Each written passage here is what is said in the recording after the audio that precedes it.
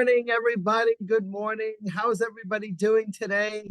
I'm Joe Sinnona. I'm your host today for the Brock Zevin Show. And thank you, my friend, my brother, Brock Zevin, for making me a host today. I have so many wonderful ideas for all of you. And, today's election day. Wow. Election day. The choices that we make today can change the way we do things tomorrow, right? The things that we are in the middle of on the outside world of what we decide today can really change the things that we do tomorrow. Think about it for a second. We're in preparation mode. We're looking forward to 2026 now. We're not looking at 2026 on December 31st because we're all going to be sloshed or half in the bag or falling asleep on December 31st. So why aren't agents out there preparing for their business, their first quarter business now? And that's always been a dilemma. But today's November 4th. For me, the start of November meant the start of everything that changes, right? And everything can change today if you only allow it to happen in your lives.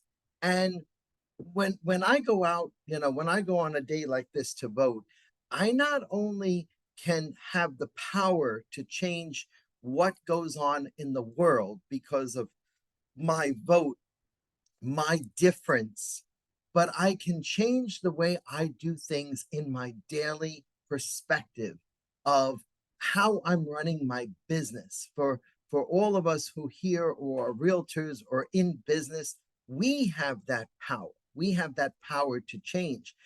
I don't know necessarily in politics if my one vote can change the way the world works or the way the world is, right? The mindset of leadership is so different from anything that we even thought of in our lives. But when we take a role as a real estate agent, we are saying to ourselves that we are holding those fiduciary duties of old car, obedience, loyalty, disclosure, confidentiality, accountability, reasonable care. We are holding all of those principles in our head as we do our business. And how many of you do that in your business today, in your business world? How many of you think that when you go out to perform a transaction, a listing, or even selling a house, do you keep those fiduciary duties in your mindset? Do you say to the consumer that you work with fiduciary duties in your work? I mean, can I see like, oh, I'll do what Brock says. Can I see like a 5 in the chat, a 5 in the chat? If you do that in your business world today, and if you act with those types of principles, because a lot of people don't, when we got our licenses, right? We never took an oath, a silent oath. There was no graduating ceremony for this. And but when we were all freshly out of school, we did not even think about the fiduciary duties. So when I became an instructor, I said to myself, well, wait a minute, there's a foundation here. There's a foundation that each and every one of us has to just, it's like a little unwritten rule book. So if you have these fiduciary duties in your mindset, you can accomplish anything you want, and you can change the way you do your business simply by those guiding principles of old car. And, a lot of people say, well, Joe, you're a lister and I sell houses. Well, it's no different when you're selling a house, especially in 2025. I got in the business 37 years ago. And 37 years ago, things were a lot different. There weren't these laws and these rules. And I got to tell you, here in New York, the listing packet, my listing packet, is 34 pages long. By the time from start to finish. I have a 34-page listing packet of forms and data entry and exclusivity forms. I think that's the most ridiculous thing I've ever seen in my life. However, I have to adapt to that change in 2025 because in 1989, there were 2 pages, and two alone. And I was sitting there, I was going, wow, how times have changed, how I have to elect myself to that change. You get it? It's not a question of electing someone.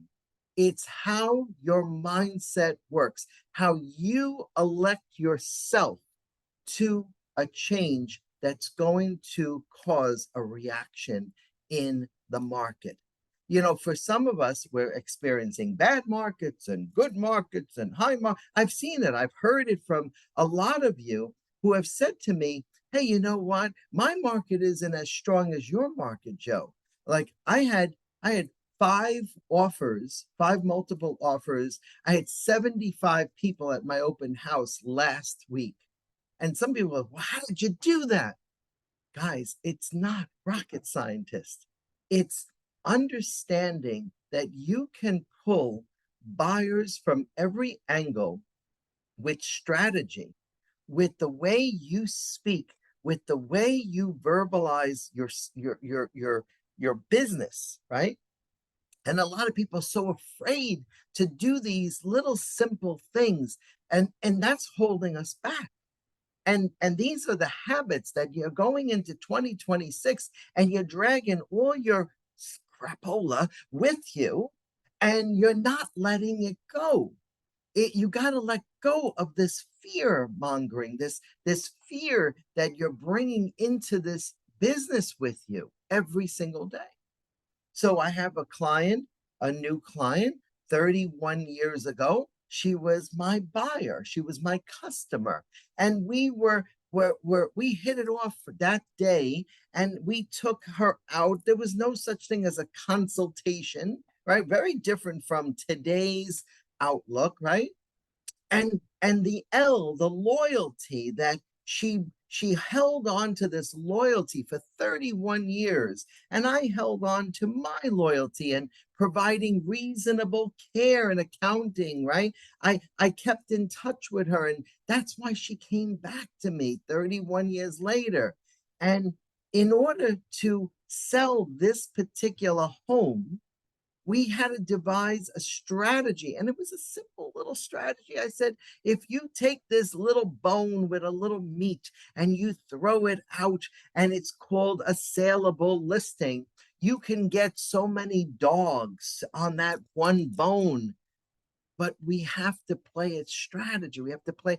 And she goes, you know, the best thing I ever heard out of any client's mouth, Joe, I trust you. Joe, you know best. If I can get this much money, you know, and relocate myself, I will be happy, she said to me. And I said to myself, wow, what a refreshing conversation, because you get that client that says, now I want to do it my way, my way, my way. And then you realize, you know, you do it their way because that's obedience, right? And you say to yourself, well, if I do it your way, the house is going to be on the market more than 30 days. And I don't want to really put the house up there on the market for 30 days, because if I put it on 30 days, then what's going to happen is, you know what's going to happen. It's going to be stale. But they don't want to listen. My way, my way, my way, right? So having a client that trusts you is a result of you echoing those fiduciary duties, even on a listing presentation. You know, and people say to me all the time, I talk to agents, I say, how long do you stay on a listing presentation? How long do you stay on your listing presentation? Go ahead, put that in the chat. How long do you stay at a listing presentation? You know, how long is your listing consultation? It shouldn't say presentation, consultation, 1.5 hours, 45 minutes, 1 hour. Keep going, because you're all wrong right now, doing this all wrong. Let's say a new habit. Ready for this? Write this down. Yeah. Oh, I got it. Christian got it right. Almost 3 hours. 3 hours? What are you kidding me? I'm not staying with 3 hours. Listen to me. The longer you stay in that house to establish a good rapport, the more they're going to do what you want them to do. Let me say that again. The longer you stay in that house and you do what you have to do to establish a good rapport, good trust, right? Now, they're not going to trust you. They just want to know the bottom line. They want to know what they're going to net, right? How long it's going to take, and what tricks do you have up your sleeve? The last time I looked up my sleeve, there was my arm. There's no trick, right? It's you and how you speak words of empowerment, of confidence. I can sell this house. You know what? I have some buyers that are looking around. I know the brokerage community. Do you have a good relationship with your brokerage community like I do? See, I don't burn bridges on deals. When somebody takes another offer over mine, I go, good luck, and let me know if something falls through, and I'll be more than happy to be here right away. Do you support other brokers? Do you have what's called brokers open houses? Do you have public open houses that you go to and you support your colleague? And that's another point. Do you see your colleague as a colleague, or do you view them as a competitor? See, this is all the preparation, the layers of the cake, if you will, that you must realize that if you're in the real estate business, you have to do the work. And the work that you choose to do is the results of wealth that comes back to you. And the wealth that comes back to you is the part of your four corners of your vision board. Remember this little thing I spoke about the last time? A vision board. If you don't have a vision board, you don't have a vision. And that's, listen, people say, John, you're so mean. Well, I'm not being mean. I'm being assertive. You understand? Because my job is to pour into you, not to take anything out of you. Yeah, you know what I want to take out of you? I lied. I want to take all the bad habits out of you. I want to make sure you throw them away.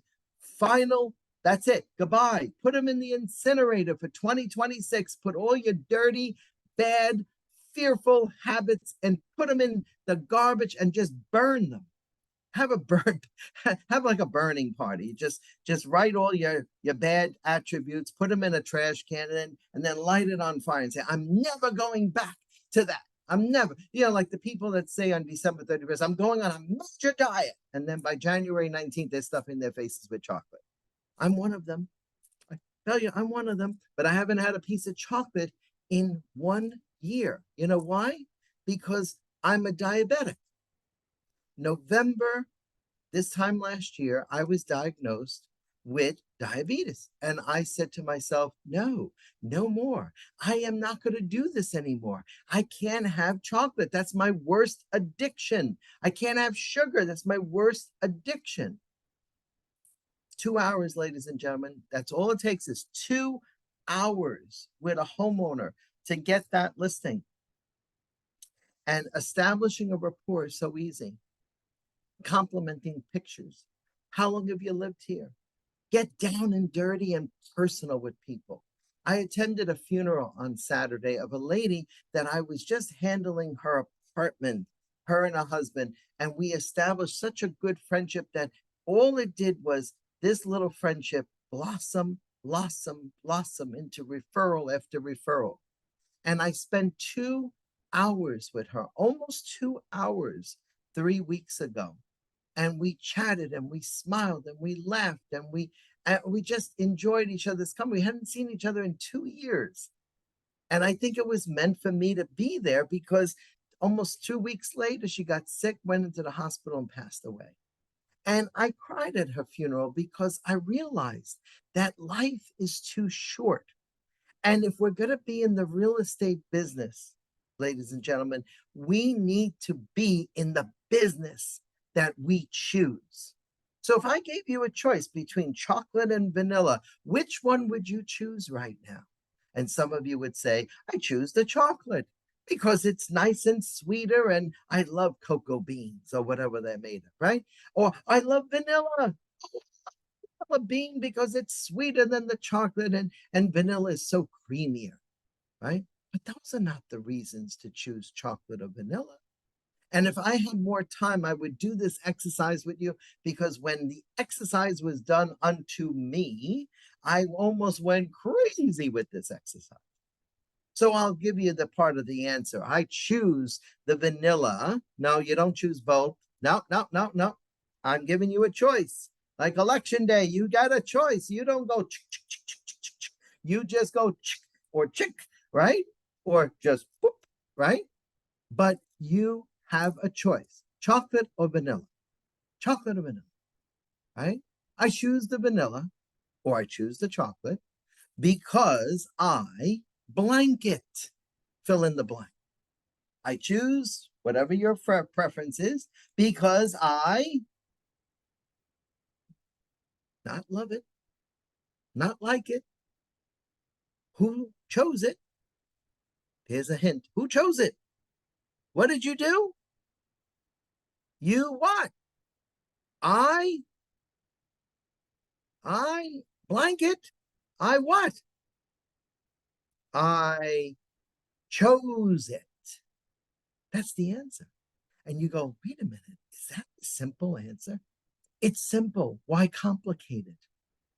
See, a lot of us do that. Oh, yeah, I don't know. I don't know. Should I offer the client 3 lollipops, 4 lollipops, 5 lollipops? I don't know. And you're going back and forth, and the little man in your head is dead because of all the fear and the anxiety that you put in this little person's head, your own. And when you don't choose between the vanilla and the chocolate, and it's the maybes and the in-betweens, there's no decision. You are paralyzed. And that's your fear. And that's what's holding you back from choosing a better real estate career. For you to elect a better real estate career, you have to get rid of your habits. You have to get rid of your fears. You have to make those choices, whether or not they're good or bad for you. You have to fail by choosing the wrong decisions. You have to win by finding the right decisions. Only you, I always say, can prevent forest fires, right? Like Smokey the Bear says, only you can prevent forest fires. Well, only you can make this decision. I can't make it for you. People said to me, well, what am I doing wrong? How do I choose wealth? Hello? You can choose wealth, because wealth has to fall in line with the other 3 habits, the other 3 attributes of your vision board. Because if one of those relationships is part of your corner of your vision board, right? Relationships. How do you make relationships happen? Well, you got to put the wealth aside and choose the relationship and build on that relationship, whether it's family balance, work-life balance of a family, whether it's work-life balance of a client or a consumer that you're trying to win over as a client. This relationship should be one of the cornerstones of your vision board. See, cornerstones hold up the very essence of what makes the vision board.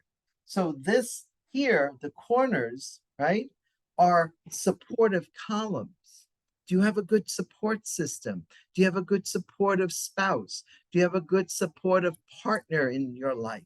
Do you have a supportive everything that has to do with relationships? I have 3,000 relationships.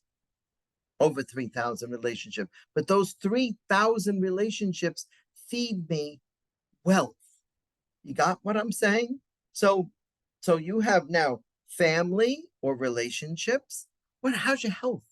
Is your health good? When was the last time you saw a doctor and you got a physical and you felt good about what you were doing? Yesterday, I took my 6th blood test since I got diagnosed. I feel great. I got to tell you, I feel wonderful. I think that my A1C of 12.4, which was ridiculous. I did it to myself with all those Reese's peanut butter cups that I ate last October and November. I'm addicted. Remember, I'm addicted to chocolate. Don't ever give me chocolate. Don't ever offer me chocolate at any convention that you see me, because I will eat it all. I won't eat that one piece. I'll eat the whole bag, right? But I know that my choice, if I eat that chocolate, is going to ruin my health. It works hand in hand. Wow, look, the sun is out there shining, and I'm sitting here looking like a glow in the dark, right? Worm. So, so it's a beautiful day in New York, right? It's election day. So, what are you going to choose for yourself? Are you going to choose your health and say, you know what, before the new year starts, I'm going to get a physical? I'm going to get, I want to know how I can go into 2026 feeling better. Because, hey guys, a healthy person serving people is what I need. I need this guy to be around. This time of year, It's a Wonderful Life comes on, right? And it's a beautiful movie, right? What would life have been without you? Think about that. How many lives are you affecting every day? And finally, mindset. You need a good mindset to really offset your wealth. You need to understand that, if you don't have a plan, a business plan, an action plan, some sort of a plan, start planning things out. I'm here. I'm here if you need me at Sinnona Speaks. And you can contact me on Instagram, right? So far, Instagram. Text me 516-375-8162, 516-375-8162. I'm here for you. I'm here to pour into you, because it's time, ladies and gentlemen. It's time to take back your entire self. It's time to thank you, Grace. It's time to bring everything together. It's time to launch the rockets. It's time to bring, more professionalism to our business. It's time. It's time to bring professionalism at the forefront when our industry is being attacked. So, any questions? Questions? You must have a dozen questions there. Any question? I'm here. Thank you. Thank you, Christian. Joe, that was wonderful. Thank you, Dee. Thank you. I'd love to learn a couple of your tricks. There's no tricks to this business. It's mindset. It's how you, wake up in the morning, how you time block. It's more, I want everybody to stop saying tricks. It's techniques.